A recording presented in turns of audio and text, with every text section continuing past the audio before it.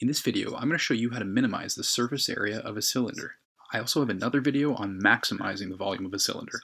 Both of these videos fall under the topic of optimizing cylinders.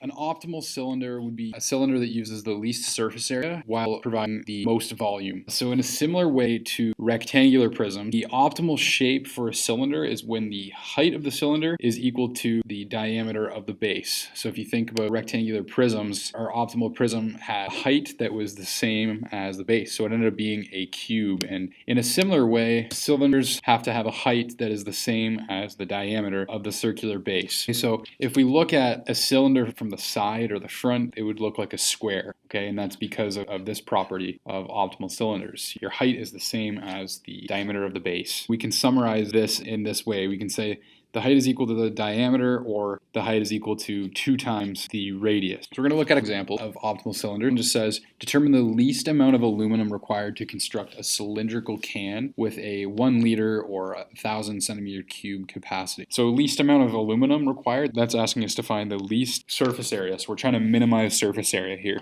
So if we're working with a cylinder, remember that a cylinder is optimal when it has minimum surface area and the height is equal to its diameter. So we want this height to be equal to 2 times the radius. And when we're looking at volume for cylinders, you should know this formula at this point. Pi r squared, that refers to the area of the base, and we multiply by the height. In our case, because we're working with an optimal cylinder, we know that h is going to be equal to the diameter or equal to 2 of our radius. So we know that for our design, we have 1,000 centimeters cubed, and our h value should be 2r. It's 2 times the size of the radius. What we need to do is sort of simplify this a little bit. So I'm just going to multiply r squared times r. In this case, we would add our exponents. We've got a 2 and a 1. We add those to get r cubed. I'm just trying to clean this expression up a little bit. Remember, our goal is to solve for r. We want to find the radius that's going to give us the least aluminum possible. To get something by itself, we have to get rid of the stuff in front.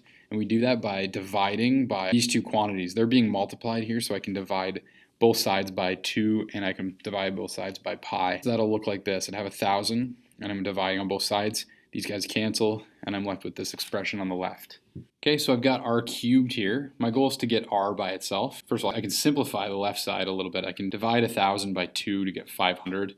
I still have this pi on the bottom. I'm going to take the cubed root of both sides to get rid of that power of 3. Take the cubed root of this side, and you'll end up with a radius of 5.42. So a radius of 5.42 centimeters, we'll use the least amount of aluminum. If we have a radius of 5.42, we know our height is 2 times our radius, so our height should be 10.82.